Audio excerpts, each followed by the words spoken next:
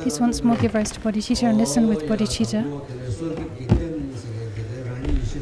So we just finished talking about the support for our supplication. Ourselves visualize as Khandre Shitsogya, Guru taking the form of Guru Mshe. We visualize this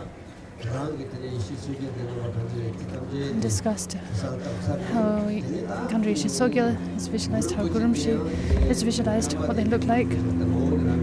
So we're visualizing here the appearance form of Guru Mshe. Guru Mshe in essence is one's Guru, one's root Guru, and oneself is visualized as Khandre Shitsogya. So we visualize this, and then we invite, and then Guru Mshe comes. Guru Mshe comes in person. To this end we say Home from the peak of the glorious copper-colored mountain, and so on, in order to bless us, holders of your lineage. Come, I pray. Amahum Vajra Guru Pimatunik Salvajra Samayaza Siddhipala Hum A.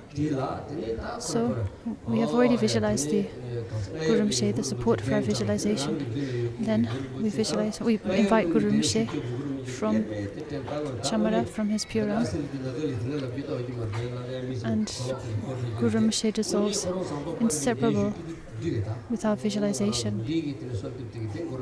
So it's with these lines hung from the peak of the glorious copper-colored mountain, these lines of invitation, that we invite Guru Mshe from the Pure Land, and he comes in person and dissolves to become inseparable with our visualization of Guru Mshe. So now Guru Mshe in person is present before us. Hung is the seed syllable of wisdom mind, Guru's wisdom mind. The Isle of Chamara. We have Mount Meru surrounded by the 4 continents and so on. This is our universe. And we have 4 continents, each flanked by 2 subcontinents. So the Isle of Chamara is a subcontinent in the west. So to the southwest of Bodh Gaya in India. So when we say southwest, like southwest from where? We need to know what we're talking about, right? Southwest of America, southwest of which country? Southwest of Bodh Gaya in India.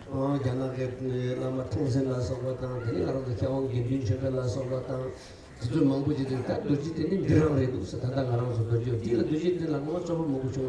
in the past, there was a lot of debate, it seems, actually, about exactly where Bodh Gaya was, the Vajra seat. Bodh Gaya means Vajra seat, the site of Buddha's enlightenment. But it's the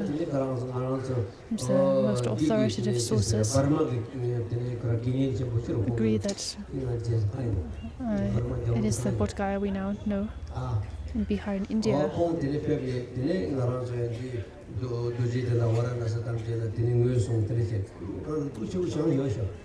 There's one master from Dharmapala. So good, top marks to someone over there.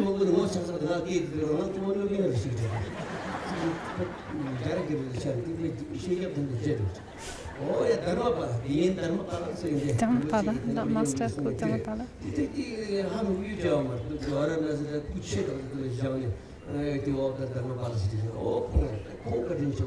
So he showed us great kindness 150 or 200 years earlier, before the British actually, in India. He came to India and identified Bodh Gaya, Varanasi as major Buddhist sites.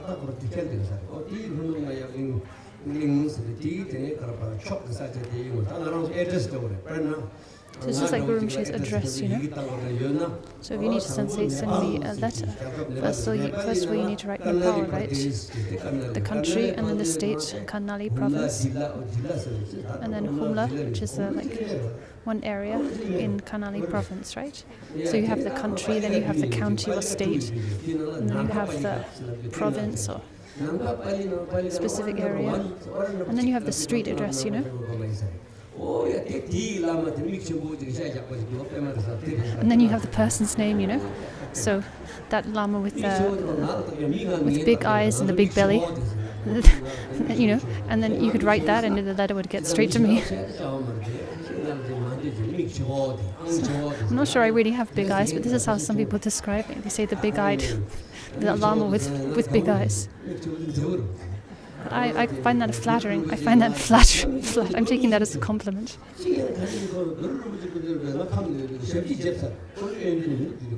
One time, my big eyes have served me well actually a few times. One time I went to see Dr. Rinpoche, but since I last saw him, his attendant had changed. So his new attendant didn't know me. When I arrived to see him, you know, I said to the attendant, "I've come here to see Rinpoche, da da da da." And he said, "What's your name?" I said, "My name's Pema Riksa." He didn't know me, you know. And so he went off to convey the message. Then he came back. And he came back, seemed really surprised. He said, "Rinpoche knows you. Rinpoche knows who you are." He said, "Pema Riksa Rinpoche is the Pema Riksa Rinpoche with the big eyes?" And I said, "Yeah, he has big eyes. With the big head and the big eyes." Anyway, where on earth did this talk come from? Okay, from the address, right? So it's the same with Guru Rinpoche, right? Where does he live? On the Isle of Chamara. Where on the Isle of Chamara? Where on the subcontinent?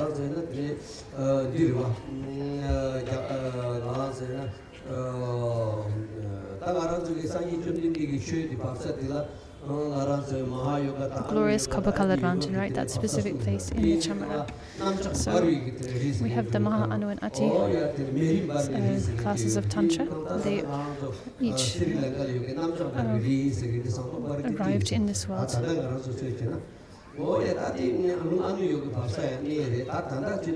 In the world in different locations.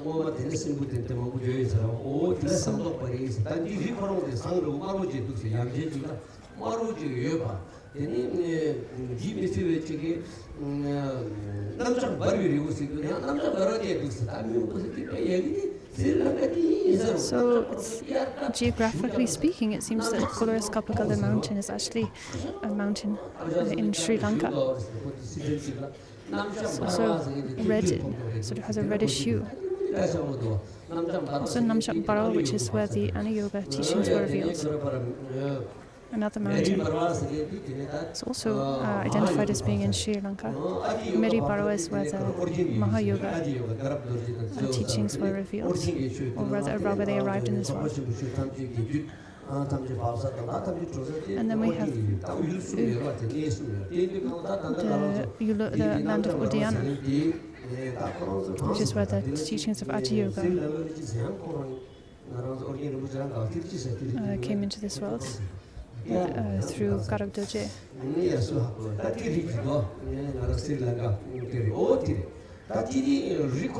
can't remember the common name of this mountain in Sri Lanka, but it's said to be this specific mountain in Sri Lanka, which is actually red in color, like a copper-colored mountain. It's kind of amazing.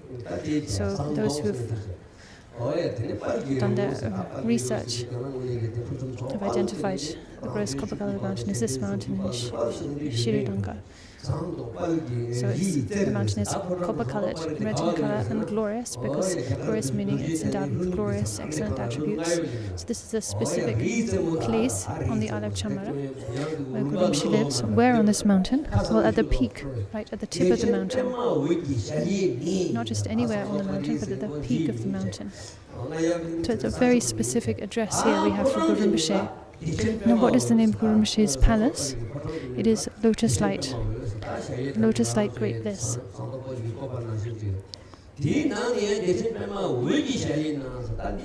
In this palace, Lotus Light, Great Bliss. And you can see what the palace Lotus Light looks like in various illustrations and descriptions. So this is like, if we use common language, this is the building, right? The specific building Guru Rinpoche is in.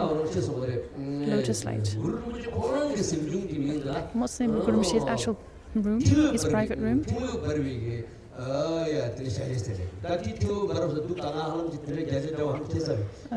Blazing blue light is the name of his private room. Turut Timbanyima's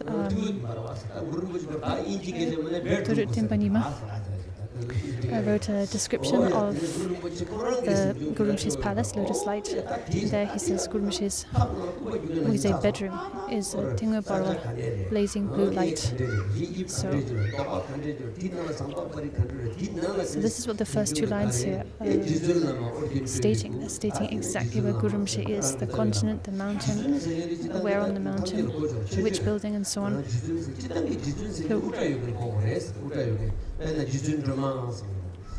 Noble teacher, in Tibetan, Jetsun, translated here as noble teacher. So the Jetsun implies that a master who has long hair, so is a guise of a yogi with long locks.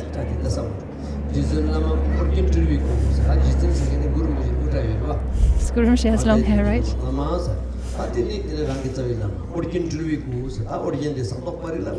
Manifestation body of Udayana.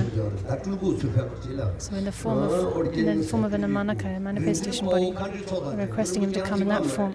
And Gurumshi, not just you saying, but bring lots of attendants. Maybe we shouldn't say attendants or servants, but these Vidyadharas are equal to Gurumshi, right? But basically bring a lot of people with you, your hosts of knowledges, dakas and dakinis. So the Vidyadharas of India, of Tibet. The 8 Vidyadharas of India were the masters who practiced the 8 sadhana deities. Yamantaka, and so on. So I don't know how to say them in Sanskrit.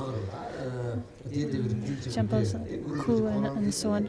It's the Idam deities of enlightened body, speech and mind, with the destined deities of Vimala Mitra and Gurumshi and Mukara and so on.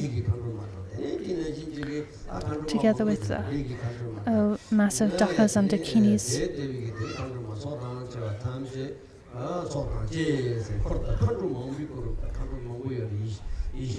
So a great mass of them.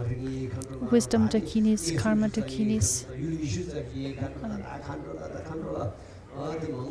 Dakinis of the sacred places, valleys and sites. So in our Nyingma tradition especially, we're so fond of dakinis, all of these different types of dakinis.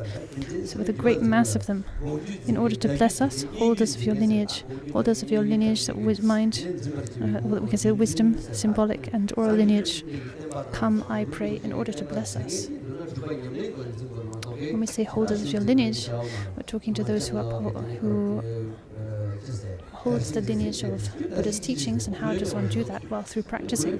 That is the way that one upholds the lineage. That is the only way one can uphold the lineage.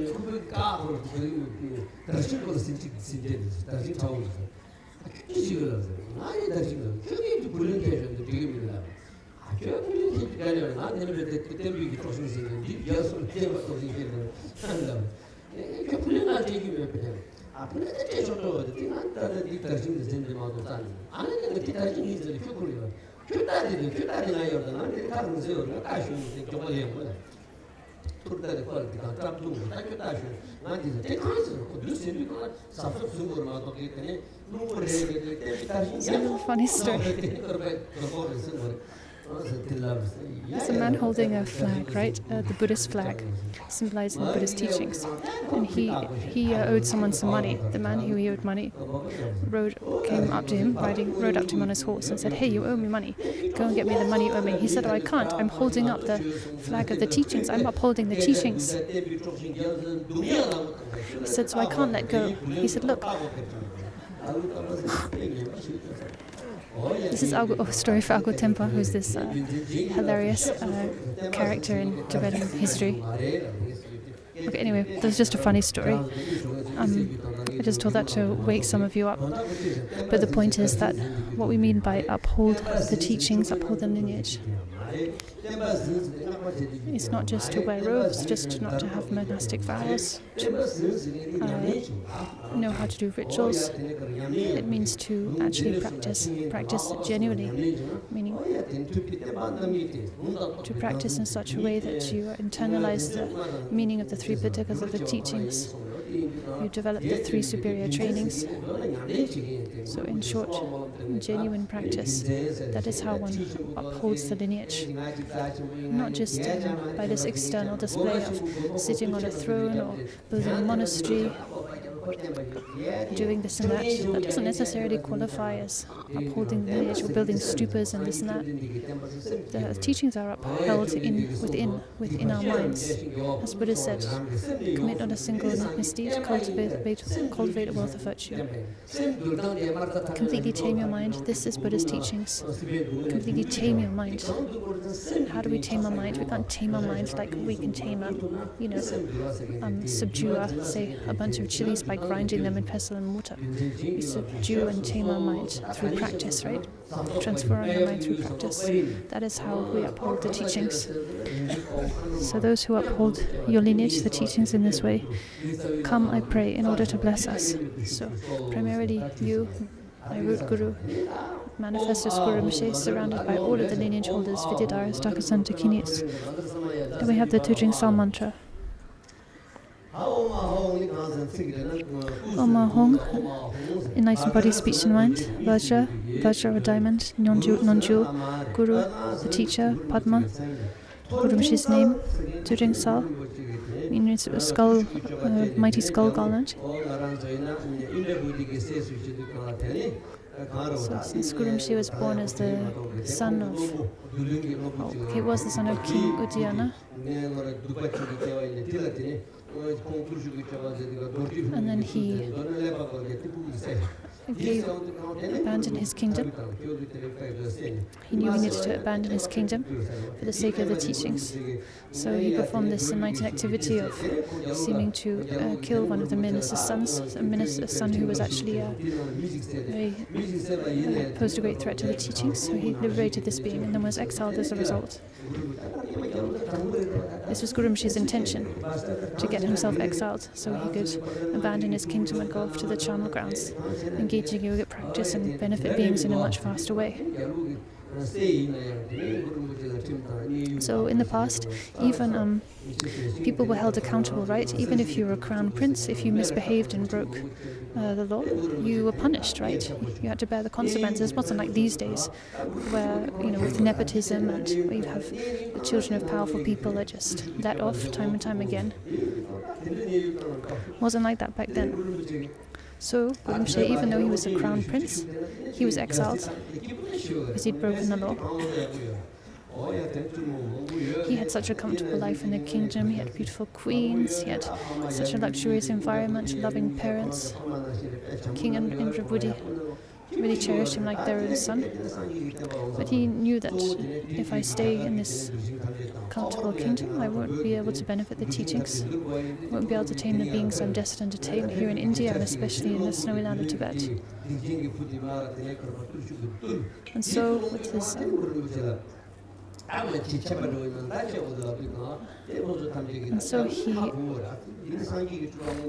he killed, we could say liberated the minister's son. And his father, the king, of course he did not want to exile his own son, he didn't want to exile Guru Rinpoche, but he had to uphold the laws of the kingdom for the sake of the kingdom. And so the ministers discussed how they should punish Guru Rinpoche. Some suggested they should burn him alive, or that he should be impaled on a stake, killed in different ways, and others suggested that he be exiled. So they went to the king and they said, either we kill him, or we burn him alive, or we exile him. It's your choice, king. How are we going to punish your son, the crown prince? So he said, well, let's exile him to another kingdom and never let him come back. Guru Rinpoche said, fine, even if you were to kill me, impale me on a stake or burn me alive, I have no fear.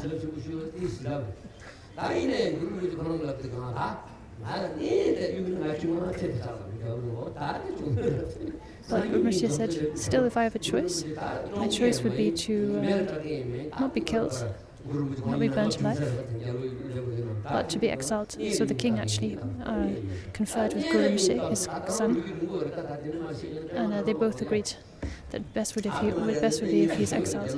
Anyway, in the chronicles of Guru Rinpoche, the Pimakatang, this is so beautifully told, this story. And the king gave Guru Rinpoche a large amount of gold, say, take this with you, use this for your provisions to keep yourself fed and clothed and provide for your needs. The king had so much love for Guru Rinpoche, right? It broke his heart to see Guru Rinpoche leave.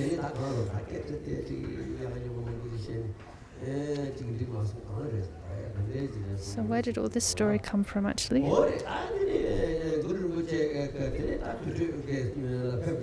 Okay, so Guru Rinpoche was exiled from the kingdom, he left, and the king gave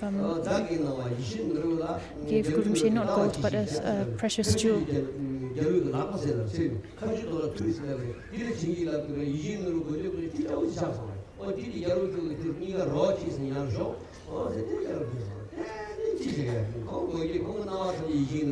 Anyway, Guru Rinpoche responded to the king's gift of this precious jewel by saying,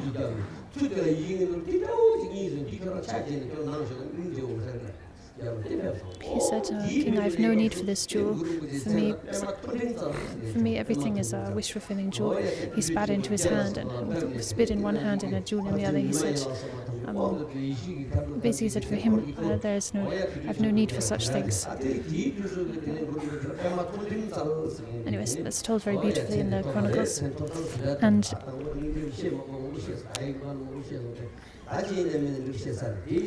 then he went off to the charnel grounds, and that's where he got this name, Tujing Sal, from Mighty Skull Garment. So,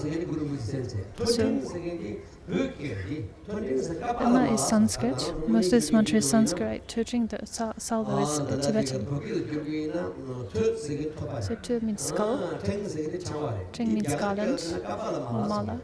So Kapala Mala, that would be the Sanskrit translation of Tujing Sal. Sal means like display, or we could translate it as mighty or display. So then we have Vajra, which means Vajra, diamond, Samaya, commitment. It's Za, then the city, accomplishment. Allahung, bestow those on me. Bestow the cities on me. So we recite this.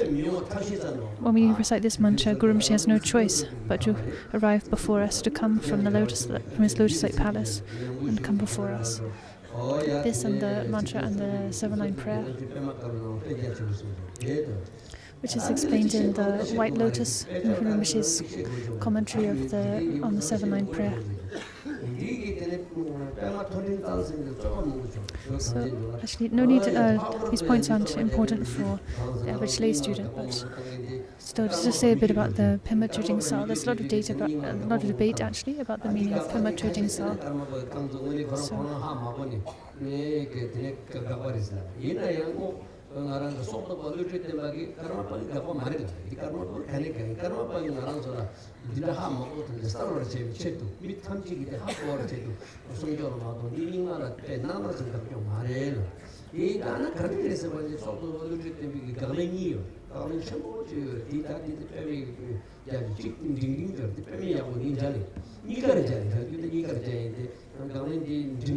So there's some explanation of Pema Tujing Sal given by one of the previous Karmapas, Guru Doje. It's actually given not to refute or criticize the Nyingma teachings, but to clarify them for the benefit of others. Anyway, he said, your Nyingma mantra is impure, is corrupt, because you have He pointed out a lot of impurities or corruptions in the Nyingma school. 13 or so corruptions. One of these was impure or corrupt mantra, meaning this mantra, specifically this mantra, the Tujing Sal mantra, because it has these Tibetan syllables in it. Padma is Sanskrit, but Tujing Sal is Tibetan. And then someone, a Nyingma master, responded to Kamapa's criticisms, his written criticisms.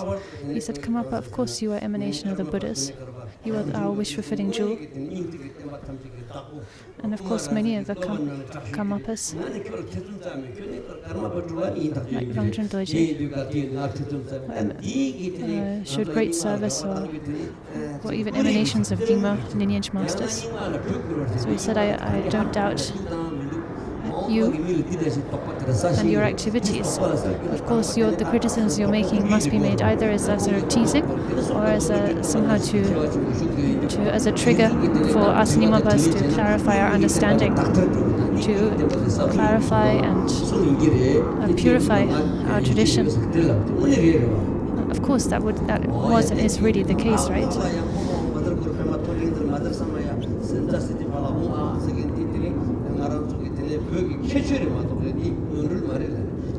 He responded, however, this mantra, this Tujing Sal mantra, is not a mistake. It's not a flawed mantra.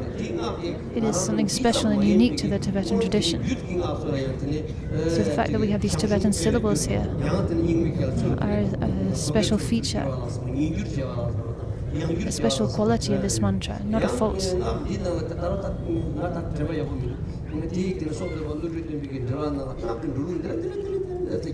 Anyway, and in connection with this, the master, responding to the Kamapa's criticism, taught in detail about different aspects of mantra and a few other mantras, anomalies, rare case of a few other mantras that were translated into other languages. Translated or mantras that were translated or founded or that are chanted in other languages.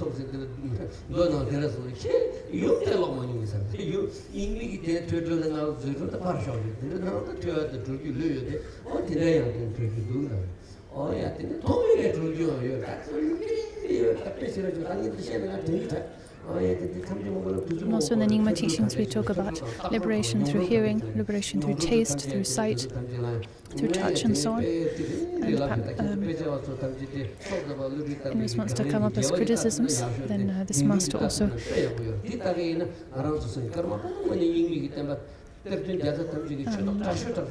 explained or justified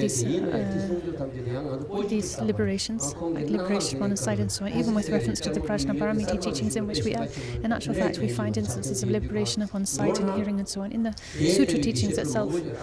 Anyway, there's a very detailed exposition and dialogue between the Kamapa and this new master, whose name I didn't catch. But of course, just as we should understand the pure intention of the Kamapa, right, and the masters. When criticisms of the teachings are made in this way, they're done for the benefit of the teachings, right, to trigger some clarification, dialogue, and a beneficial dialogue, not actually to criticize or denigrate the teachings. So it's important we understand that we have pure, correct perception of the Kamapa and other masters' activities. So anyway, that was about Pema Tujing Sal. All of that was more for the scholars here, I guess, more than the average lay student. As you recite this, consider that he stays inseparable from the meditation deity you've visualized. So we invite Guru Rinpoche.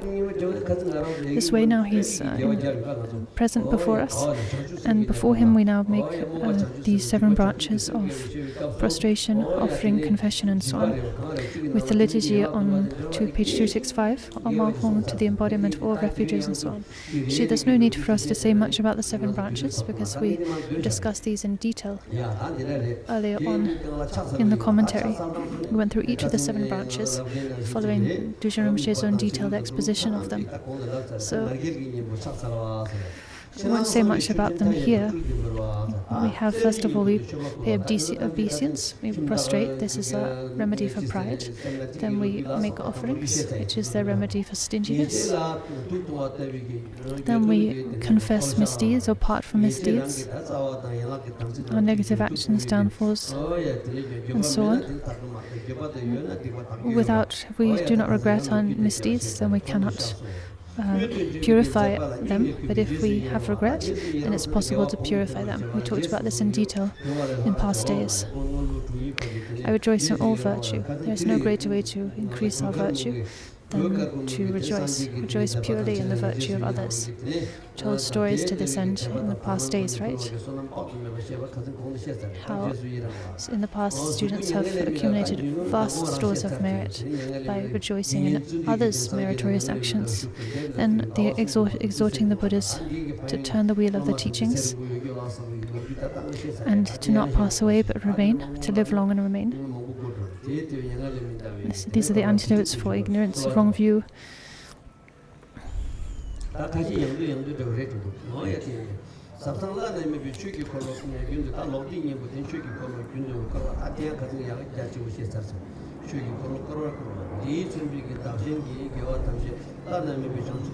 then dedicating all sources of good to unsurpassable enlightenment. We talked about this as well in detail in the past days, with the story of Buddha and Yang Patian dedicating the merit to the hungry ghost and so on. So we make the 7 branches during the Aguru Yoga practice here. So Rimshi read quickly through the bottom verse on page 264. Now we're reading through the liturgy on 265. To the embodiment of all refuges, teach inseparable from Udayana, meaning our Guru inseparable from Guru Rimshi. Guru Rimshi is Guru of Udayana, right? I submit obeisance, I prostrate with pointed respect in body, speech and mind. My body and possessions I offer as clouds of offerings, so I also make imagined offerings, holding nothing back. Best is to make offerings free of concept of reference points, and without hope for reward and return. Not thinking. Usually we give with expectation, right? Or I'm giving this person this gift today, but hopefully they'll repay me in the future. They'll repay my kindness. So best is to make an offering free of expectation, free of hope for reward and ripening. That's the best, purest type of offering. It's a really beautiful story. We don't have much time, but it's actually such a nice story to tell. So, to tell or not to tell?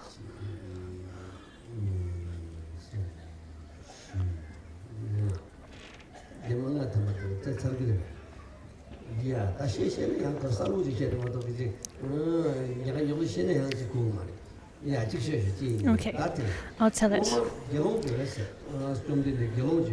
In the past Buddhist time, there was a bhikshu, a really excellent bhikshu. I can't remember his name. Maybe one of the Khenpos remembers his name.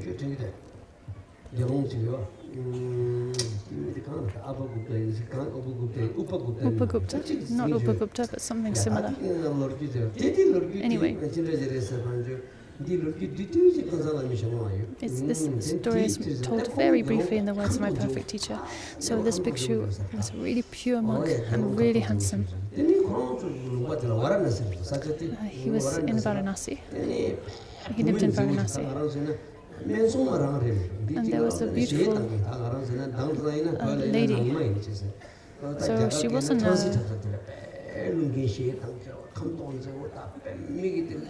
could we say she was like a courtesan, a singer?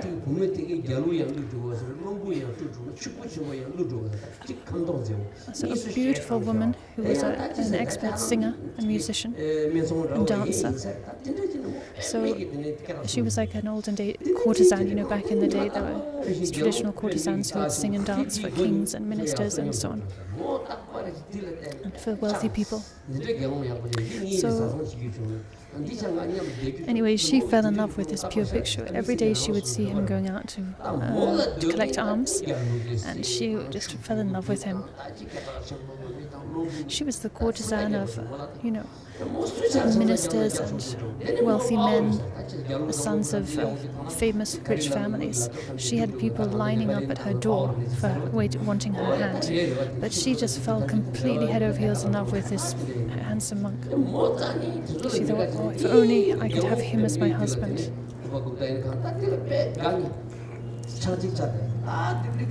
She was completely fixated with him. And from her own side, she was absolutely gorgeous. She was incredibly talented and also super rich. She's super rich. She had so much money, a beautiful house, servants. Like a celebrity singer these days. That kind of wealth. Michael Jackson, something. I mean, not like Michael Jackson, but the wealth of Michael Jackson. So she had that kind of wealth. But what did she want? She just wanted this monk. She was completely in love with this monk. So whenever this monk would go out for alms or what have you, she would see him, and she would try and get his attention. Try and get his attention by showing herself off or what have you. But he's just a really pure, genuine bhikshu, and he never paid any attention. She would try to talk to him, try and laugh, try and get his attention, but but he paid no attention. He was completely committed to his monastic life, and eventually she became really desperate. No matter how hard I try, he's not paying me any attention. I have money, I have looks, I have all of this, but he seems interested in none of it. She became so desperate. So desperate that one day she just went over to him and actually grabbed him. She grabbed him, shook him and said, "Look, please, you have to come to my house. I invite you to my house, you have to come to my house." And he said, "I'm sorry, no, I cannot and will not come to your house." And then she started weeping and sort of pretending that she had faith, that she was inviting him out of faith. And he said, "Okay, fine." He relented, or he seemed to relent.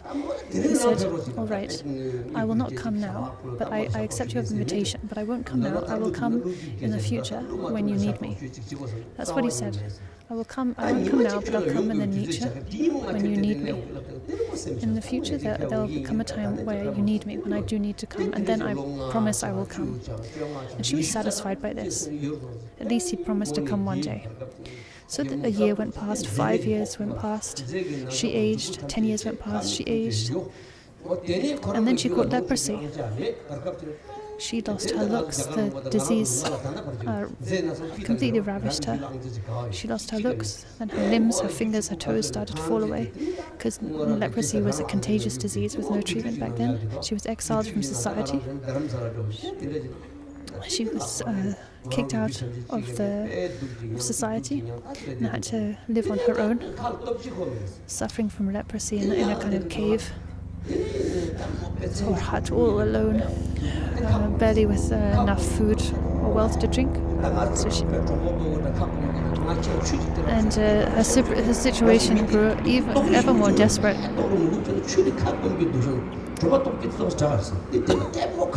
One day she was so thirsty because of leprosy. She couldn't walk properly, she couldn't collect water and look after herself properly. And she was so far away from other people. So one day she became so thirsty and she just couldn't bear it. It seems that thirst is actually more unbearable than hunger. So she started shouting, "Help me, bring me some water." She was absolutely desperate. And then in the night, she was shouting out. She heard the footsteps of someone coming. And in the dark, a person appeared, and someone started pouring water into her mouth, quenching her thirst.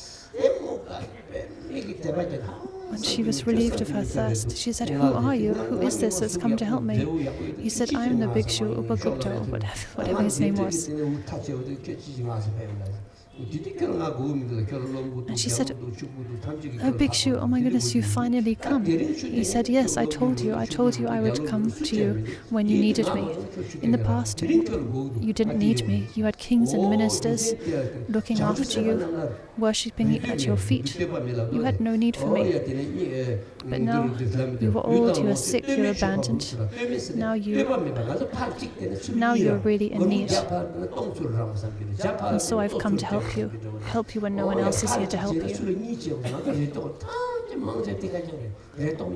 So usually when we give with expectation, right? Even like when we prostrate to Guru Rimshi, we do it with hope, right? If I make this prostration, my misdeeds will be purified. We're always hoping for some result or ripening, karmic ripening.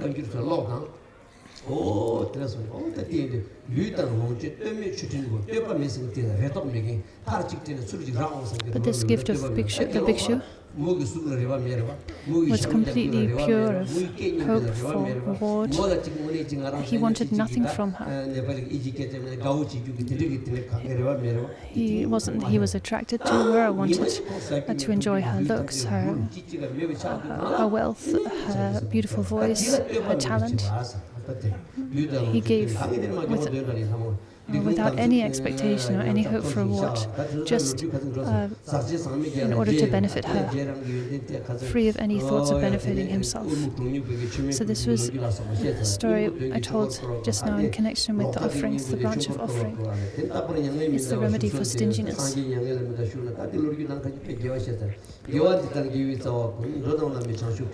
Just as each of the other remedies, each of the other branches are remedies for, say, wrong view, ignorance, and so on. We went through all of this in a lot of detail in previous days.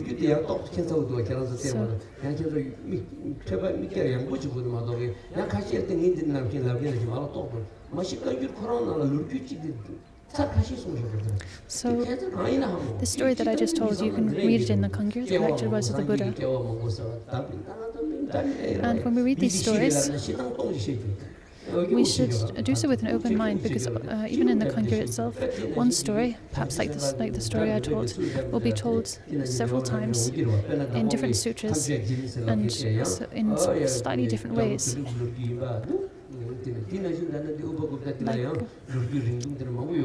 Like sometimes in a short form, sometimes in a very long form, and sometimes in these different versions of the same story.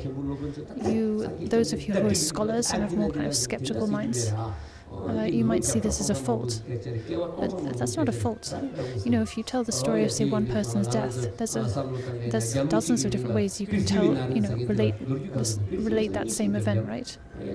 And sometimes you find like slightly different names for people in different versions of the same story, but that's not. You shouldn't immediately think that's a mistake. One person can have many names, right? Like a king will often have different names, or different titles, be referred to in different ways, or even just an ordinary person. So we need to keep an open mind, right? Otherwise, if you read the written account of this story in the Kangyur, or one version of it, one of the several versions that are found in the Kangyur, and you see a detail that is different to the way I've told it, and then you think, oh, Rinpoche just made up the story he told. He wasn't telling it properly. Well, it's not quite like that. There are different versions of these stories, right? With slightly different details, slightly different emphases. Like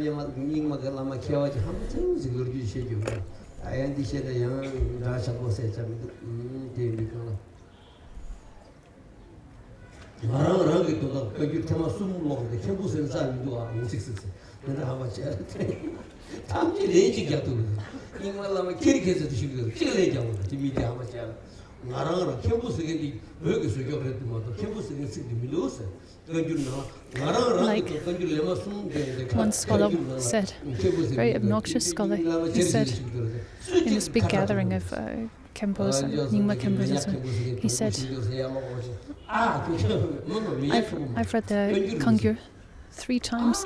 There's not a single mention of the word Khenpo. This is just a Tibetan invention. The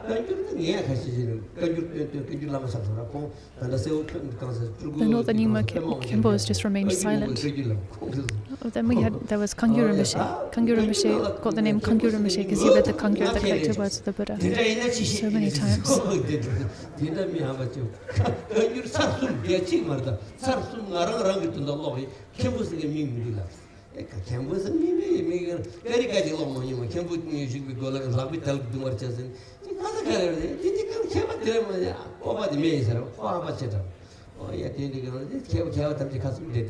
So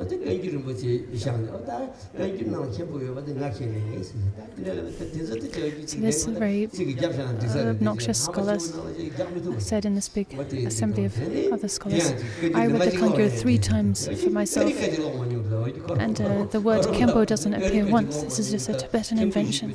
This word, this title, this idea. And all the scholars, of course the word Khenpo appears in the Kangyur here, there and everywhere, but all the other Khenpos were just too humble, or I don't know, they didn't say anything. Then Kangyur Rinpoche stood up and said, I will attest to the fact that the word Khenpo does appear in the Kangyur. Kangyur Rinpoche said, and then hit the obnoxious scholars' response was, well, who knows? Some people are just so obnoxious, so arrogant.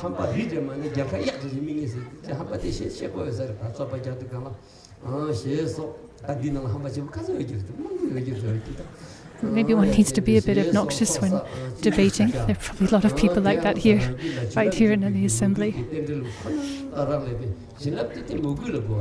The entry of blessings into our stream of being depends entirely on the connection we make through our devotion. So we're now on the middle of page 265.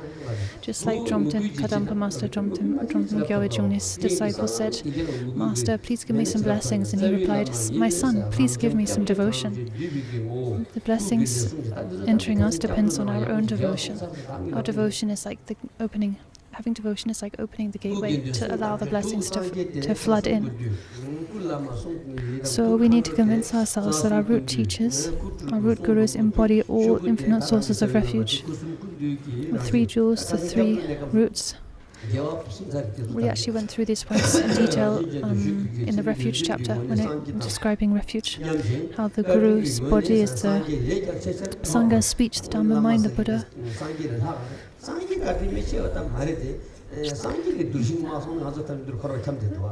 Because they embody all objects of refuge, they're equal to the Buddhas in terms of their kindness, so they're far superior to any Buddha.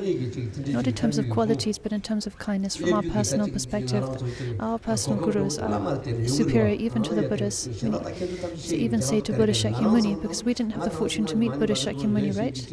So who is it? It's who's shown us the path, who's given us the light of Dharma in this life. It's our gurus, right? It's through their kindness. So we need to actually reflect on this and think for ourselves about the kindness, the extraordinary kindness that our personal teachers have shown us.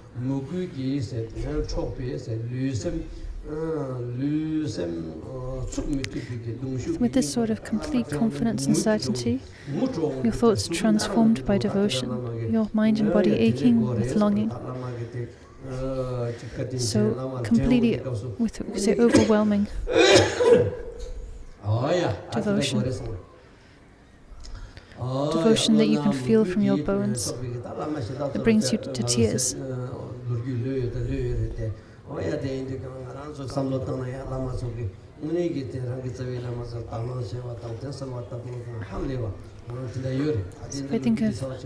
we think of our own teachers, the pure perception and devotion they had for their gurus, the way they supplicated them, the way they prayed and surrendered to them. It's just extraordinary. We could tell so many stories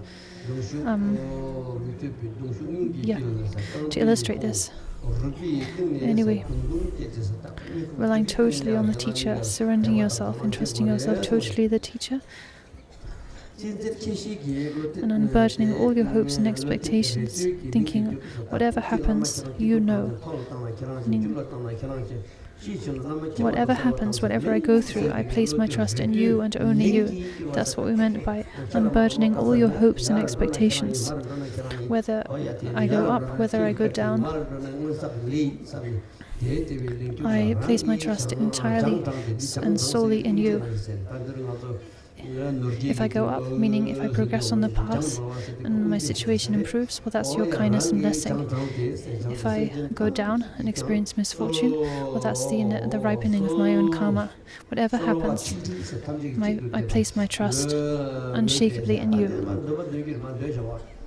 Then I think that thinking like that, then lead all beings in the following chant. Kyeho is a sign of an expression of amazement,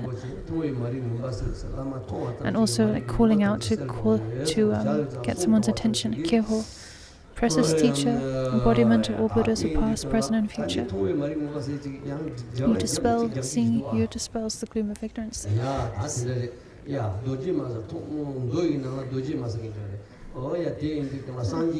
the sutras, there was a lady called Dojima, who was born because of a negative karma with an incredibly ugly, a disformed body, a crippled body. And just by seeing Buddha's face, she was cured and transformed physically and mentally both. It's just one instance of the physical form of Buddha, seeing the physical form of Buddha liberating beings. Hearing you cuts away the web of doubt. Thinking of you transfers the realization of the mind lineage. Your touch bestows blessings and accomplishment. So, blessing through touch.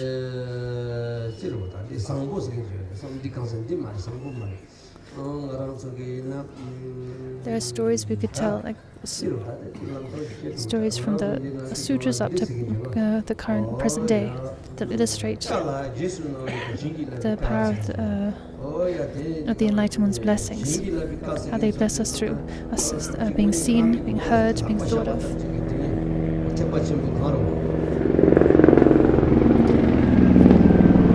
Being touched. So the story of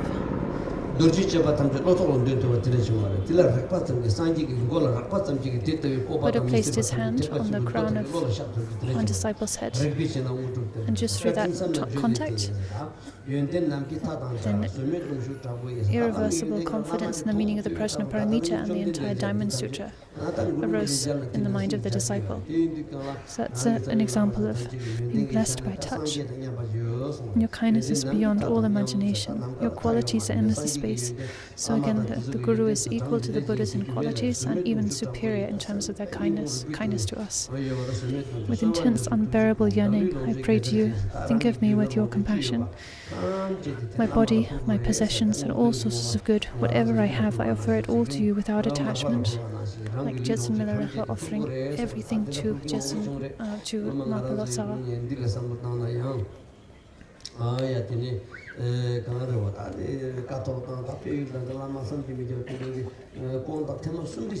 Like masters from Kato Gampeo monasteries or traditions who would practice Pongdak, which means that literally means to completely abandon, to completely renounce, is the practice of offering up every single thing you own except the clothes on your back. The masters of those lineages who did that kind of offering, made that kind of offering 2 or 3 times in their lives, literally offering up and giving away every single thing you own. That kind of offering I offer you without attachment from now on in all my lives. I'll have no other refuge than you. Wherever I end up, whatever happens to me, you are my refuge, you are my guide, you are my defender, my escort, my protector. I entrust myself to you with body, speech, and mind. My body, with my speech, with my mind, meaning with my heart, my soul. We talk about, we could translate it as heart, chest, soul. Basically, mind, heart, and just my entire being. I completely entrust myself, surrender myself to you.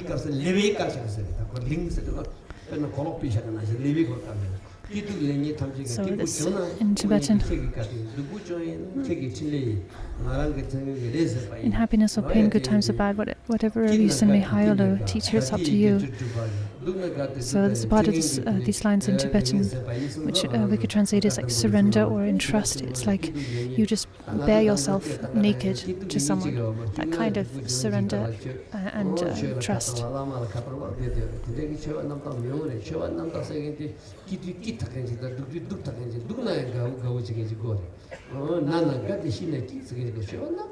So a pure, genuine practitioner needs to be happy no matter what happens. If they get sick, they rejoice because they think my sickness is purifying my karma.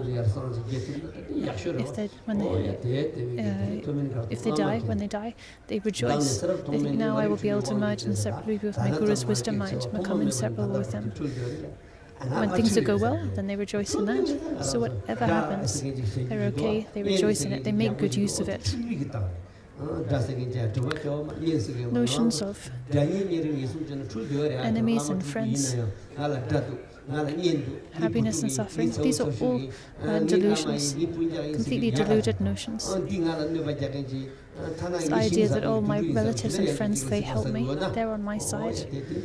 These other people, and then there are these other people who are enemies, they cause me problems, obstacles. And just having that notion regarding some as friends, others as enemies,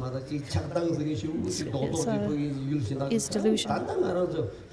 Attachment and aversion. That's delusion through and through. You don't need to go far to look for attachment and aversion. Just in our basic prejudices, the fact that you like someone more than another, you like one person more than another. Just the fact that you think you have a sense of self, me, I'm Pemmeriksa. Just that you think, oh, this cup in front of me, this is pretty, and then if it breaks, you think, oh no, what a shame. That is delusion. You don't have to go far to look for delusion. Your experience is delusion. So we need to know how to apply all these points to our own experience, right? Really bring them close to home. As these days, a lot of scholars, they can give grand expositions of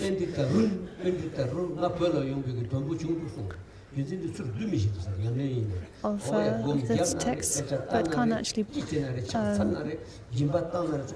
bring the meaning of those very teachings home into their own experience. It's no use in being a scholar if you're unable to do that. Then you'll just be like Laura Tisha, like those panditas. Laura Tisha said, rotten panditas, rotten panditas. And he said, oh, now I see that there is a benefit to me coming to Tibet, right? Told that story before. In all my life, since time without beginning, I've been dominated by ignorance and delusion, jailed in the three worlds of samsara, been tortured by the three sufferings. Just as Rinpoche says in his Beacon of Certainty, enslaved by, tricked by all the different appearances of samsara, I've been taking rebirth in samsara since time without beginning. It's a very loose translation, but we've been taking rebirth in samsara since time without beginning because of our ignorance, because of our delusion, because of our attachment and aversion.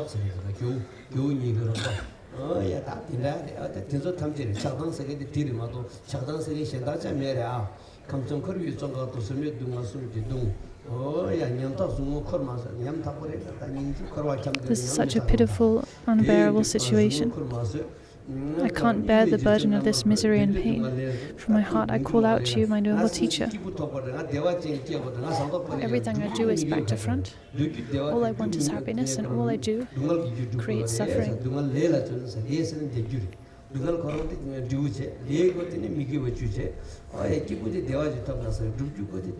I want to be happy, I devote myself to deeds that lead to suffering.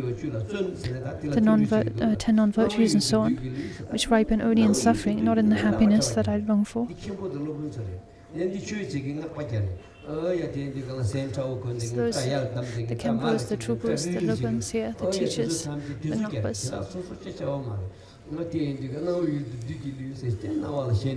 Here, think of this line.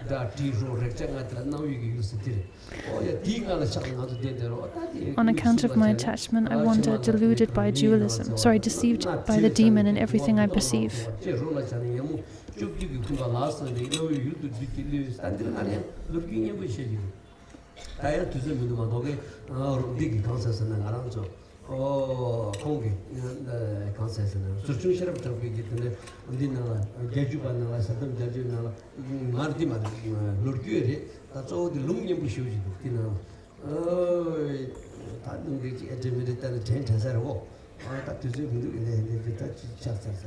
There's a story that Sojung Sherajapa mentions in his advice, which relates to this line. So deceived by the demon in everything I perceive. Our attachment and aversion, our reaction to different appearances, our grasping to appearances. On account of my attachment, I wander deluded by dualism. For someone with my bad deeds, with such a weight of negative karma and misfortune. So bad deeds are the causes of suffering, right? So causes of misfortune. Misfortune. So bad deeds refers to the cause. Misfortune is the result of those bad deeds, right?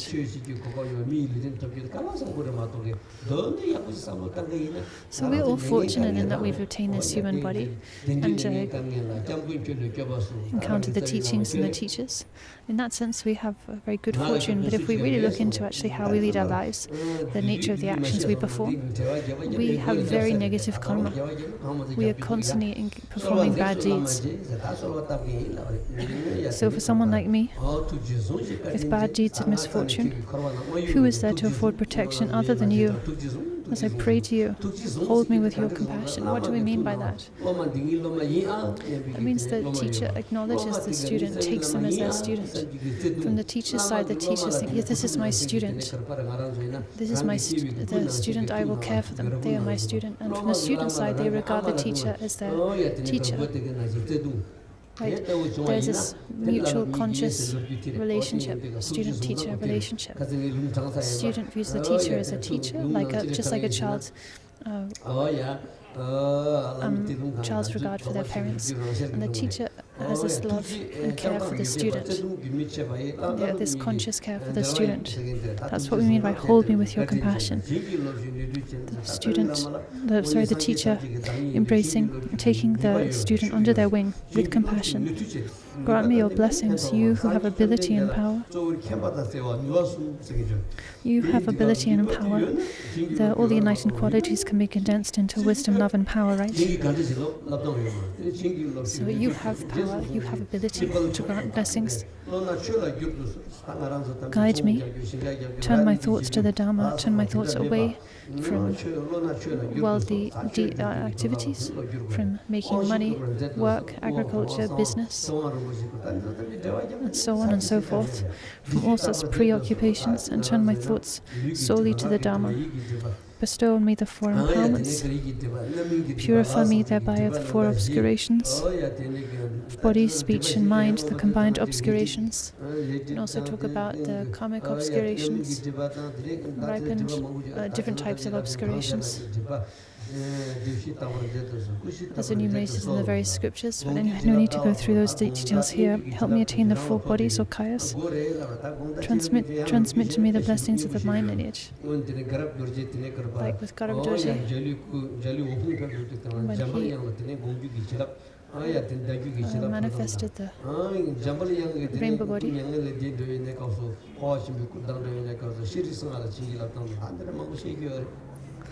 So beautiful stories about how, for instance, Garab Dorje transferred the transference of Garab Dorje's blessings, the blessings of Garab Dorje's wisdom were transferred to his disciple Shri Singha when he manifested the rainbow body and so on.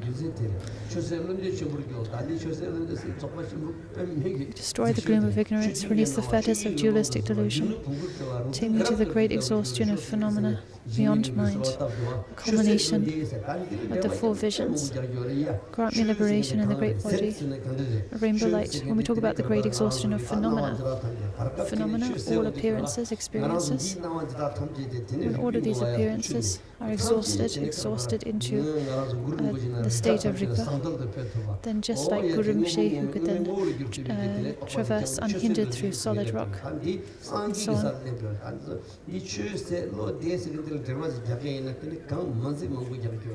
Well, there's a huge amount to say about the exhaustion of phenomena, this final of the four visions of Turba. Like in Jigme Rinpoche's entering the city of omniscience, fabulous prayer. He says, may all relative phenomena be exhausted into their ultimate nature, and may I attain the youthful vast body. Anyway, there's so much to say about this, but we won't say much more here. The great body of rainbow light. When we talk about the rainbow body, there's the lesser, middling, and greater rainbow body. So lesser rainbow body is when the body shrinks.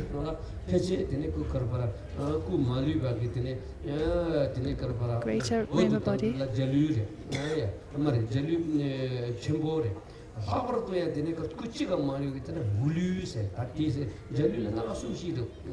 there's three different types of rainbow body. The body is shrinking very small, but still remaining is a lesser rainbow body. When the body dissolves into light, leaving just nails and hair, that is the greater rainbow body. Then there's even superior rainbow body where not even nails and hair remain. And then there's the even greater, the rainbow body that Guru Rinpoche and Vimalamita attained or manifested, the rainbow body of great transference. The body was completely transmuted into a body of light. So in the life of the Nima Masters, you see different types of rainbow, different degrees of rainbow body attained, leaving a small amount of remains or no remains. Anyway, this is to say there are different types and degrees of rainbow body. Lesser, middling, great, the rainbow body of great transference, and so on.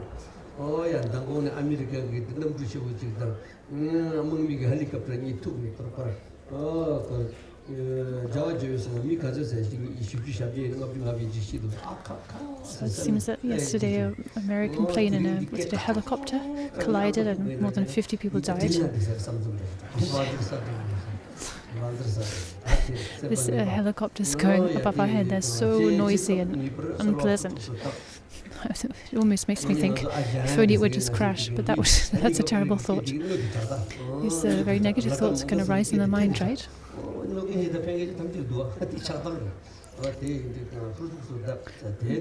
That's attachment, that's aversion, right? Those thoughts. Pray like this as many times as you can. Then visualize from the teacher's eyebrows a white 8-spoked wheel. Its hub marked with white syllable Om.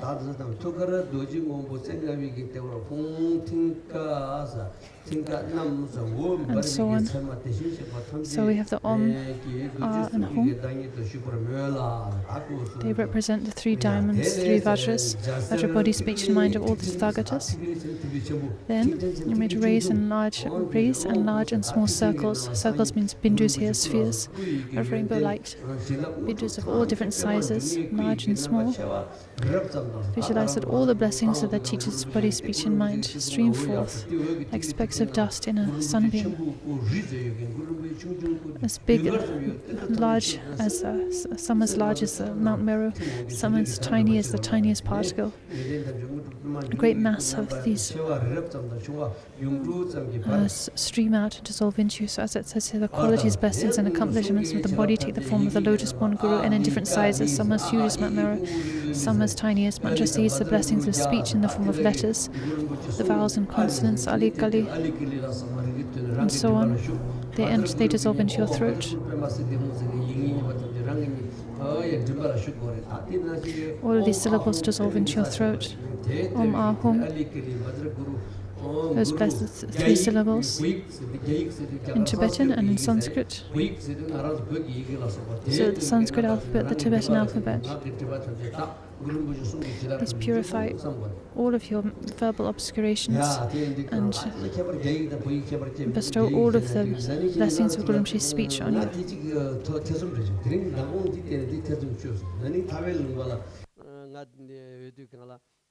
만일에 바들 그룹 지금 되는 거 같은 엄마가 바들 그룹에 맞서는 데 이기 때는 루코르 걸었대 나 보이 시게 메세 내가 예의가 전 디그리 콜 아 예의 디그리에서는 지금 셀 마시시에 간데 지금 보이그랑 걸고 그렇다 다 단다 되는데 그거는 찍거래도 이제 Recently, as someone in Taiwan, someone asked me, can I visualize the syllables of the Vajraguru mantra? I can't remember which mantra it was. Basically, can I visualize the mantra in Chinese, Chinese transliteration instead of the Tibetan alphabet? And I really wasn't sure how to answer, actually, what would be the correct answer. But here, it's very clear, isn't it? Sanskrit and Tibetan letters. So, which is to say, it doesn't matter which alphabet you're using. So another alphabet would be fine. That said, there probably are differences in terms of the degree of blessings. I think the Tibetan alphabet is very special. Not only has it been used for the Dhamma for centuries, but it was created specifically by by the Dhamma kings of the past as a vehicle for the Buddha's teachings, right? So it was from the outset an alphabet created for Dhamma purposes, not for secular purposes. So you could say the Tibetan alphabet is especially blessed. But equally, there's nothing wrong with visualizing the mantras and syllables in another alphabet, like Chinese or what have you. So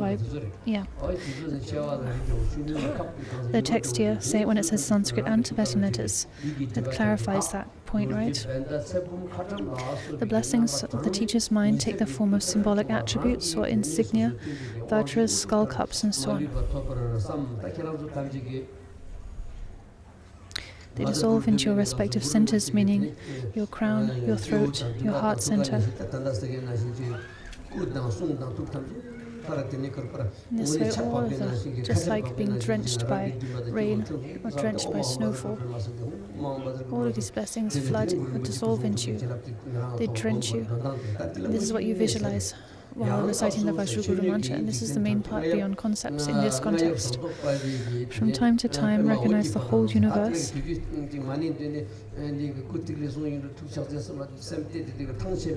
Sometimes, if you feel tired, from reciting the Vajraguru mantra and visualizing this stream of blessings of body, speech, and mind dissolving into you, then you can switch visualization. You can alternate and turn your mind, while you continue reciting the mantra, but now you focus on recognizing that the whole universe is the pure realm, the inner contents, all beings are the dakas and dakinis of Odhyana, all sounds are the Vajraguru mantra.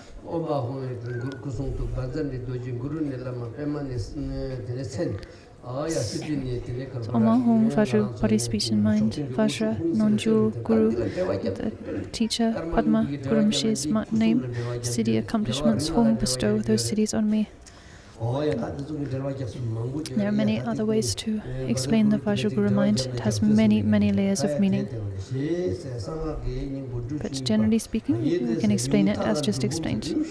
At the very least, accumulate 100,000 for each syllable. We call this a drubum, a seed syllable, 100,000. So 100,000 for each syllable. That would mean 1,200,000. For 1,200,000 Vajraguru mantras, together with an extra amount to make up for mistakes. But ideally, or really, one should accumulate 10 billion mantras, 10 million mantras, sorry. So in our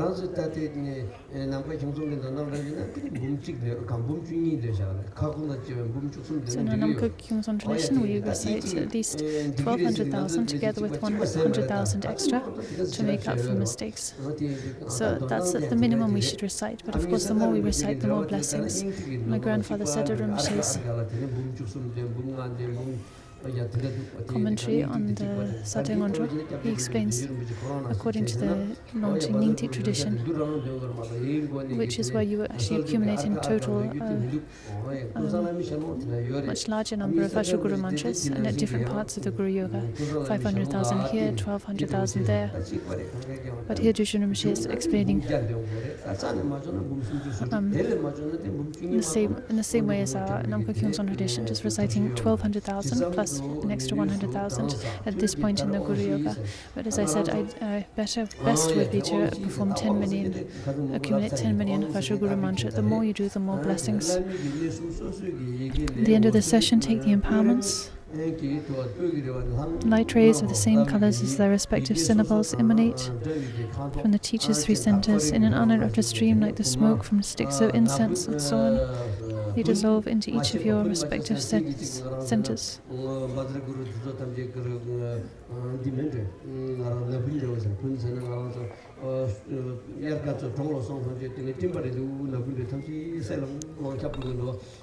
So like smoke from sticks of incense, or like morning mist that moves through the air, right? The blessings that emanate out of Guru Rinpoche's three places, three centers, and dissolve into us in the form of blessings of the body, in the form of forms of the Guru, blessings of the speech in the form of syllables, blessings of mind in the form of insignia or symbolic attributes, and they dissolve into each of your respective centers. So this is what you visualize while reciting the following lines of liturgy, and you should recite these lines slowly, clearly, while recalling the meaning, not just rush through them in a mumbled, rushed way.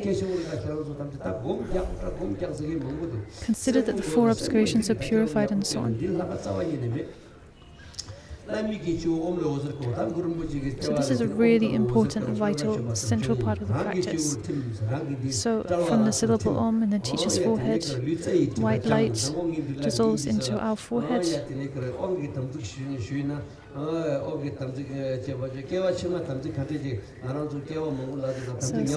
the Western students ask this question. It's actually a really great question.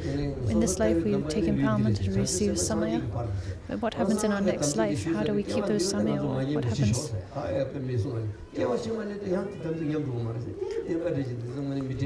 It's actually a really excellent question, right? I don't think probably any Kimball Lupin would have thought of that or thought to ask that question. Anyway, I thought about this. I had to reflect. I thought, well, how do we attain empowerment, right? The support for receiving empowerment is this body endowed with 6 elements, right?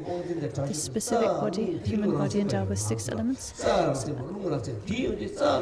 This body made of the physical elements as well as consciousness. And specifically, this body endowed with this channels, winds and essences. This is the basis for empowerment. But on this basis that we can receive empowerment.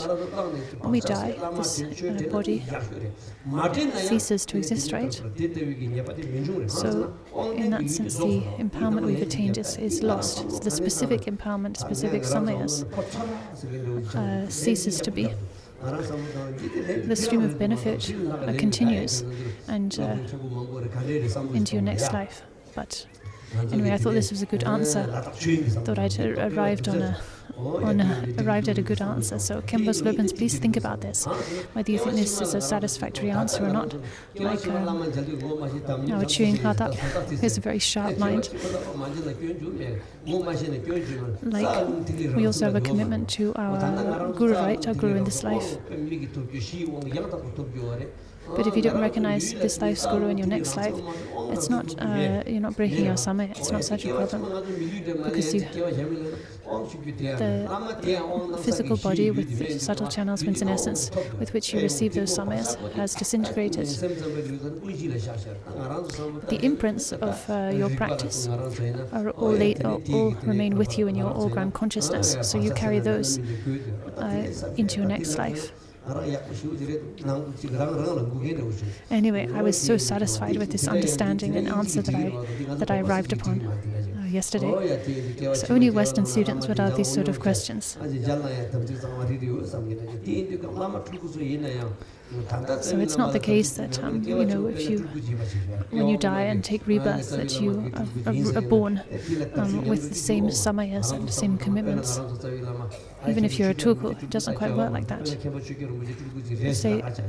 Kembachuki Rinpoche, just hypothetically, say there was a reincarnation of Kembachuki Rinpoche. There is no tulku recognized, but say there was. One should still revere the incarnations of one's root teachers, but you don't have the same samaya with the reincarnation of your teacher as with the teacher themselves, right? Because of this crucial point of subtle channels, emphasis of winds. So if your root teacher passes away and is reborn, and then the incarnation says to you, "Oh well, you're a disciple. I'm the rebirth of your teacher, so you are my disciple. You have to obey my commands. You have samaya with me." I don't think that holds. That does not hold. For the reasons I mentioned.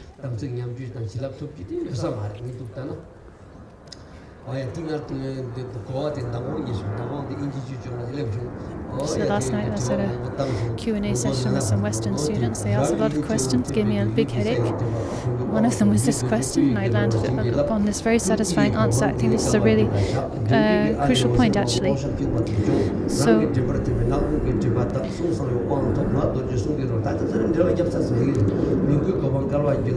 now we receive the 4 empowerments at this point in Guru Yoga with the following visualization, reading through the liturgy on page 268.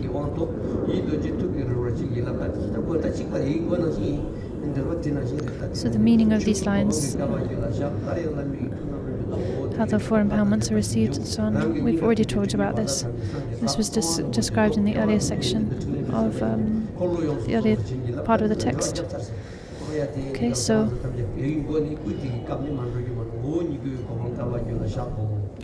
we recite this liturgy up to page 269. The good fortune for reaching the essential body is established in my being. This is the path empowerment, right? This is not the ground empowerment. Ground empowerment is when you receive empowerment from a guru, like the empowerments I'll give the day after tomorrow. Having received empowerment, ground empowerment from a teacher, you then practice self-initiation. You then practice empowerment in your receiving empowerment in practice. That's the path empowerment. Then at the culmination of the path, you receive the fruition empowerment from the Buddhas and become enlightened yourself. So that something will happen to us in the distant future. So there are these different types of empowerment. We should be aware of this: ground, path, and fruition empowerment. And in terms of the ground empowerment as well, we can talk about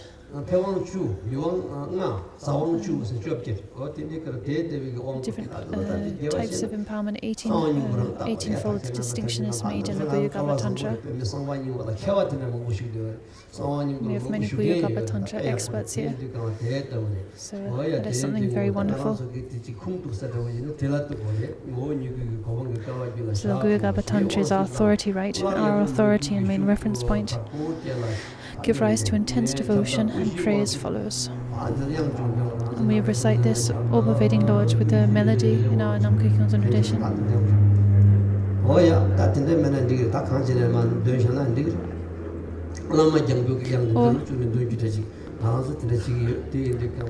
Or you can just recite it without a melody, but we traditionally recite it with a melody. The teacher's face joyfully breaks into a smile. His eyes are filled with love and compassion. He's looking at us with so much love. He comes onto the crown of your head, where he melts into light. All the field of accumulation, all of the figures, the Vidyaras and so on around Guru Mshe dissolve into him. Guru Mshe dissolves into light, into a ball of light.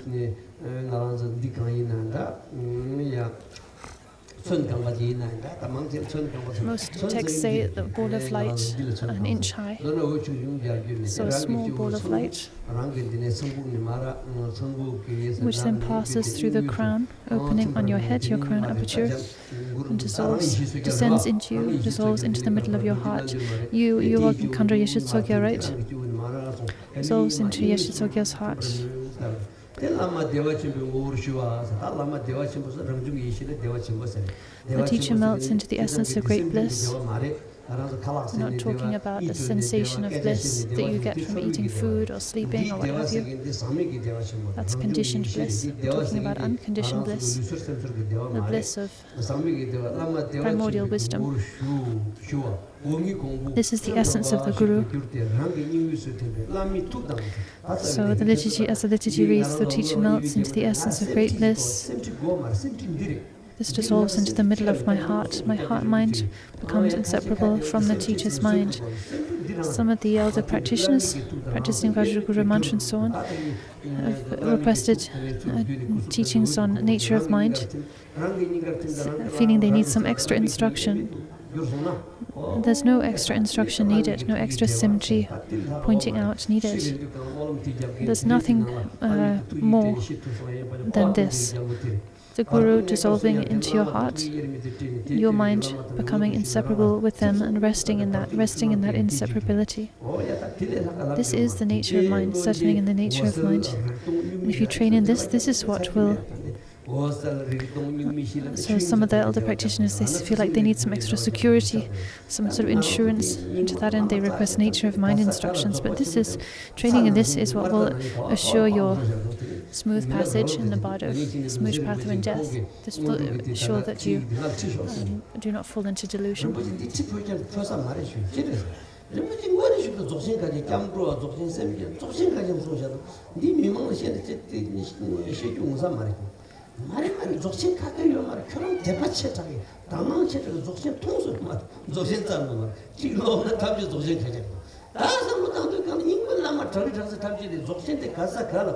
The Nima Lamas, they just like insert the great perfection everywhere, beginning, middle and end of everything. So if you if you're able to recognize it, if you know what you're looking at, you will see the teachings on the great perfection everywhere in the teachings of the Nima masters when they're explaining refuge bodhicitta from beginning to end. Well, so if you don't know what you're looking for, if you don't know what you're looking at, and even if you read Longchenpa's Chewing Zu, Treasury of the Dhammadhatu, you won't see the great perfection there, right? Remain in evenness, settle at ease for as long as you can in this inseparability of your mind with the Guru's mind, in the natural innate state of luminosity beyond mind. If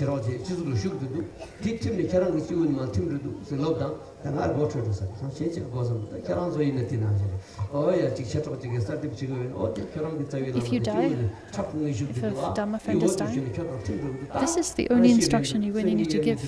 Visualize the Guru above your head. Visualize them dissolving into light, dissolving into you, into your heart. Your mind merging inseparably with theirs. Rest in that. That is the only reminder, the only instruction you need to give at death.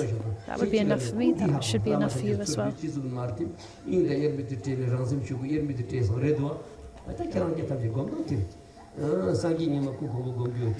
This is how the previous Sangye Nyingpa Rinpoche, the instruction he requested, the reminder he requested at the time of death.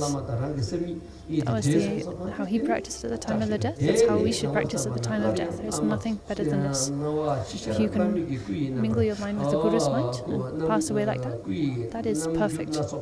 Nothing better than that. So you settle in this inseparability, the nature of the absolute teacher, and then as you arise from that state, so meaning when you come to the end of your session, you arise from that state, from the meditation, and then, if you're on retreat, then you need to finish your session and then do your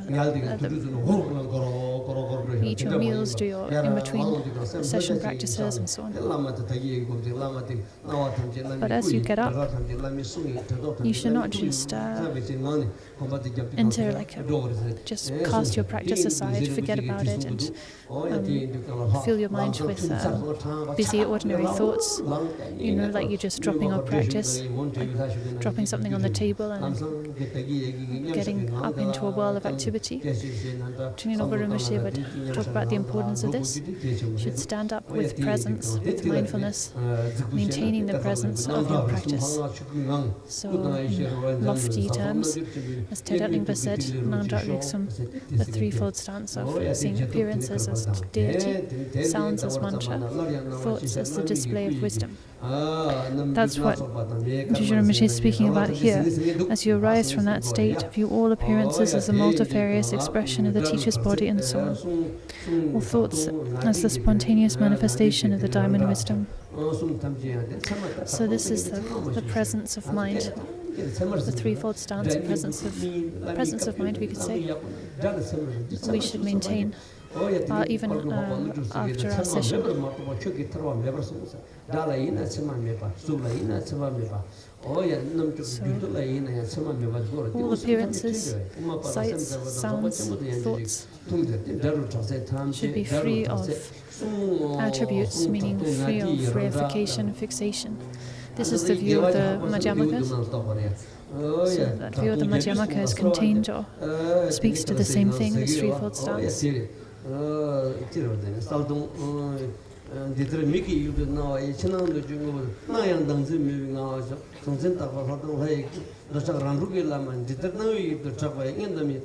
Like in the prayer to Guru Rinpoche in 7 chapters, one point there we pray to the self-liberated Guru of appearance, sound and so on. Really precious lines of instruction. I'll try and find those in English later. Conclude by dedicating merit and saying prayers for auspiciousness. Page 270, the first 4 lines here, the first verse here, it's actually the words of Vimala Mitra, incredibly precious lines.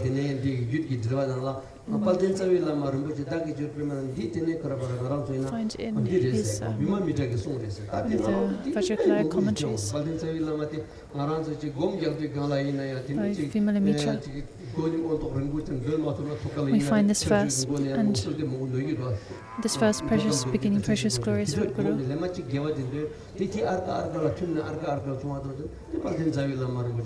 is recited frequently, sort of with all with other lineage supplications and meditation sessions. So it's good to know that these lines are actually the speech, blessed speech of Vimala Mitra. And masters have said that. So if you're doing, say, multiple sessions a day, at the beginning of your first session, you should recite non-lineage supplications, ending with this prayer, but with your second, third and other sessions, instead of reciting extensive lineage supplications, you can just begin with this single verse. Just supplicate with this single verse and then enter the practice. Begin the practice. May the teacher's blessings enter my mind. That's our second verse of supplication. And then we have verses of dedication and aspiration ending with grant the good fortune that the twofold goal be spontaneously accomplished.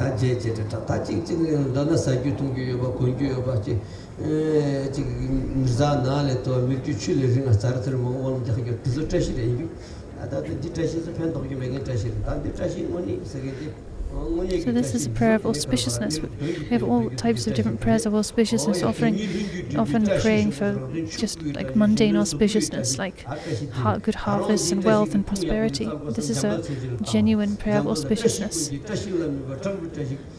Or as it's translated here, good fortune. We're supplicating for the good fortune or auspiciousness of the twofold goal of self and other.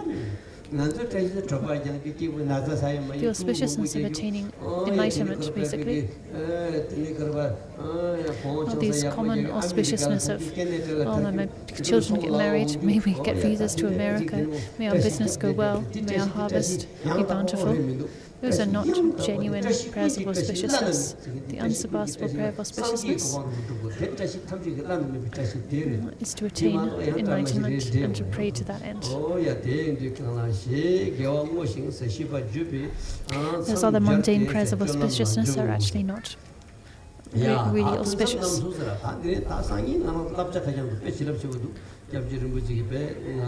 So, after this, continue with your everyday activities. So, the activities that you perform in between formal practice sessions.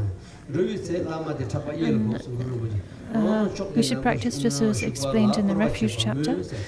So, when training in refuge, in between sessions, visualize the refuge tree to your right. So, likewise, it says here, in between sessions, when you're walking, consider that the teacher is in the sky to your right, above your right shoulder, or we could just say to your right, and that you're circumambulating them.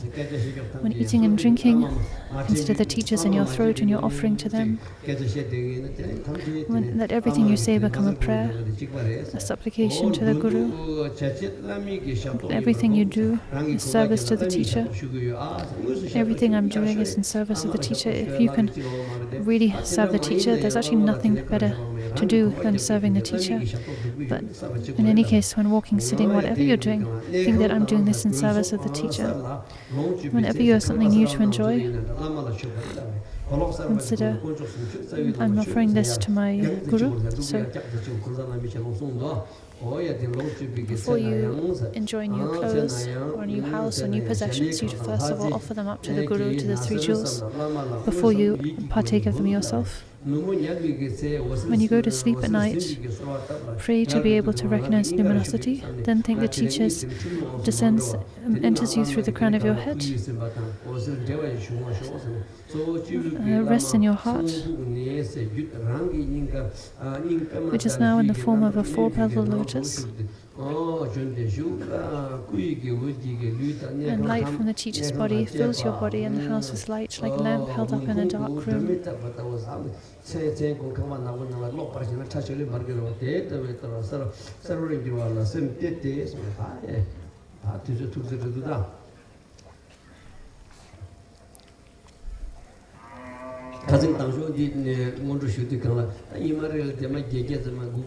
So time is really tight, huh? I plan to get through 8 or 9 folios at least each day. But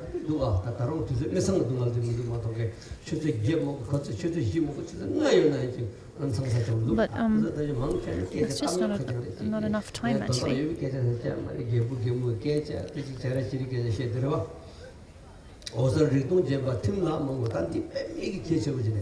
This is a really important point, what we're talking about now. Dissolving into the radiant, naked state of awareness emptiness. Fall asleep in this state without mental dullness. So this statement, fall asleep. So dissolve without mental dullness. There's a lot to say about this phrase. If you wake up, stop the flow of thoughts and reflections and concentrate solely on the teacher in your heart, and maintain the radiant state of luminosity. So when we talk about the luminosity of deep sleep, there is luminosity. I struggle to understand these different types of luminosity. Luminosity of deep sleep, deep luminosity. Can Matriku Rinpoche clarify this for me? So when you've really become adept in meditation, so habituated, even your deep sleep becomes luminosity. You have no dreams, just like pure sky, pure radiant sky. Your sleep becomes a state of luminosity.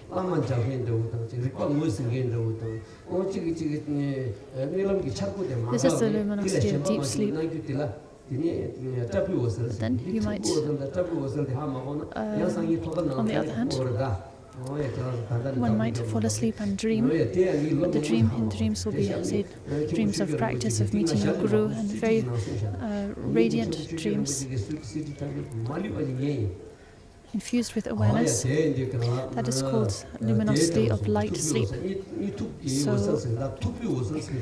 this is an important distinction to make, important when it comes to the practice of Turgal. And Khenpo Chögyal Rinpoche made this distinction. I didn't hear it from him in person, but from a recording of one of his teachings. So one time, anyway, I had a dream. I woke up in the middle of the night.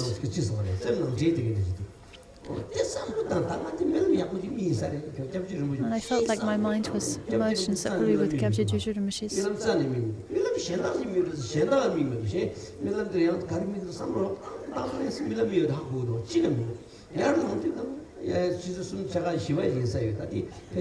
So I woke up in this dream. This is during when I was staying on retreat. It must be around 3 a.m.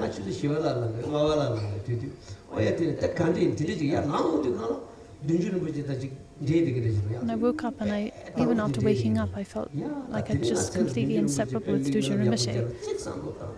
Like even I had that experience in the dream, and then when I woke up, the experience continued. Okay, sorry. I woke up and I had this very vivid experience of being inseparable with Gyuju Rinpoche. It was just vividly present in my mind. I felt like he was right there, and I was inseparable from him. But when I looked back, I couldn't remember having a dream of him, Sometimes you have a dream of actually seeing the teacher and so on. But nevertheless, this real vivid sense of being inseparable with Rinpoche and Rinpoche's strong presence. So later on, I told, later when I saw Dungse Nobo Rinpoche, I shared this experience with him, and I said, what's going on here? I had this sense of, I woke up and had this sense of being inseparable with, merged with Gyabje Gyuju Rinpoche, but I hadn't had a specific dream of him. Immediately, Rinpoche replied, he didn't have to think for a second. That's how it is with these great masters, right? And Rinpoche said,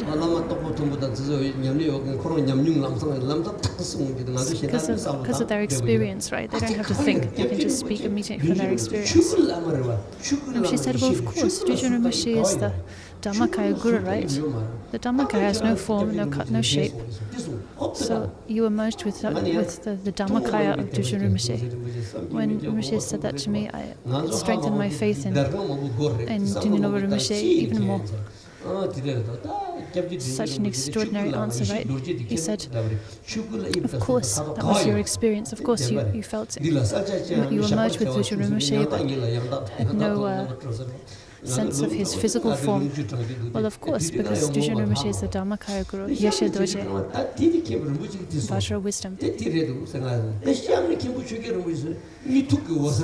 So I had that answer from Dungse Nobo Rinpoche, which is very clarifying. And then had this further distinction from Khenpo Chögyal Rinpoche, which distinguished the luminosity of deep sleep from the luminosity of light sleep. So the luminosity of deep sleep, where in deep sleep one does not dream. Nevertheless, one's deep sleep is just a continuous stream of wakefulness. And then the luminosity of light sleep is where you dream, dreams occur, but those dreams are still infused with wakefulness. So these are actually profound points. Probably things that should not be talked about in public, and yet I've uttered them in public here, so I apologize for that. By practicing like this, you'll gradually be able to recognize the luminosity of deep sleep and recognize your dreams and so on. When you get up in the morning, imagine the teacher passing up your central channel out into the sky in front of your head. Pray with devotion.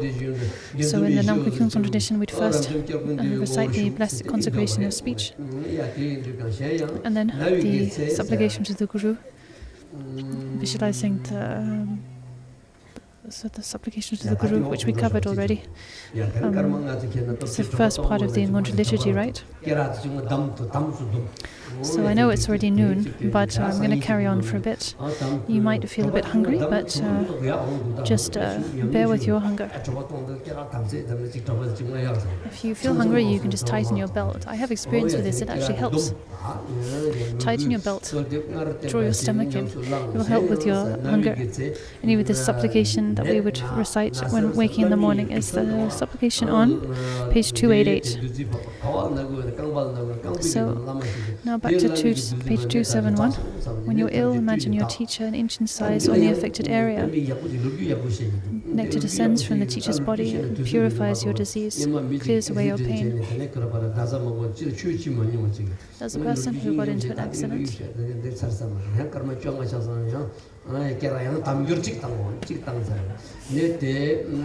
Okay, yes, we won't tell that story. We don't have time. You probably don't have enough notches in your belt to keep tightening it. If you get sick, think this is the teaching's blessings, the teaching's enlightened activity for my own benefit, to help purify my negativity. So meditate on your illness with joy. If negative forces occur, think that the teacher's activity exhorting you to virtue, as it said when Dharma is profound, obstacles are profound, like when Buddha was approaching enlightenment. Maragaraponchuk appeared and showered down a great rain of obstacles on him. This is how it goes. When practice becomes profound, obstacles become profound, obstacles arise. But if you can recognize obstacles, as obstacles can be transformed into blessings, 100%, or into cities. Sorry, obstacles can become accomplishments, if you recognize them for what they are.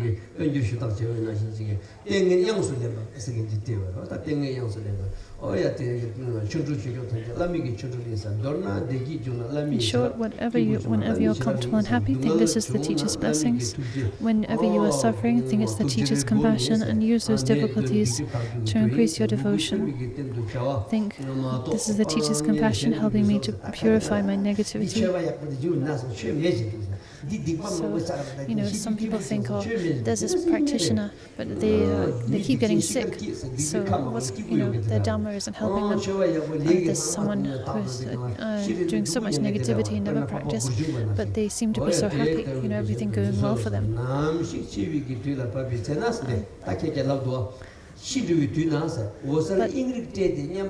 a practitioner being sick can be a wonderful thing because they're purifying their negative karma. When the time comes for you to die, mingle awareness in the absolute expanse of luminosity, remain in evenness. This is the best form of transference of power. So pay attention to this. To mingle, to rest in luminosity, that is the best form of power. Alternatively, dissolve your mind in the form of a ball of light into the teacher's heart. Dissolve your mind, visualize your mind in a ball of light, and transfer it out of your body into the heart of your teacher who is above the crown of your head. You can shout Pei and transfer your consciousness like that into the Guru's heart. That is the best type of power. You will be liberated at the point of death by practicing like that.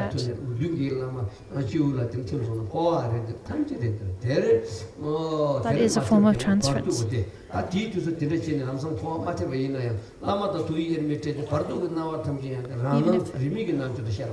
Even if the transference does not literally occur, even if your consciousness does not literally merge with the Guru's wisdom mind at that point. As a result, practicing like that, then as you enter the bardo,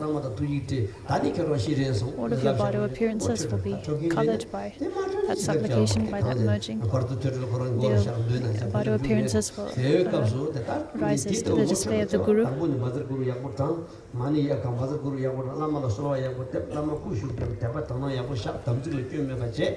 So we need to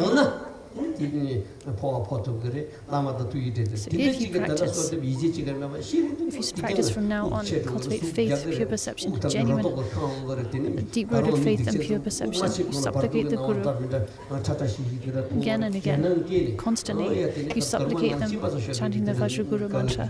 You train like this again and again.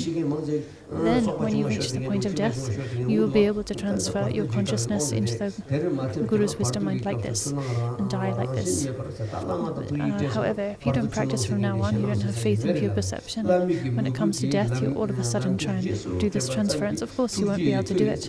You will be overcome by fear, mouth gaping in terror, and probably you will piss and shit yourself in fear of death, and that's how you'll die. That's how people die when they don't practice, right? By developing skill in this, you will be liberated. If you're unable to do that, you should recognize the deluded perceptions experienced in the intermediate state as having no reality, and so on. Using devotion as the path, simply remember your teachers. Through the power of their compassion, you'll definitely be liberated in a pure Buddha field. We stop here and dedicate the merit now.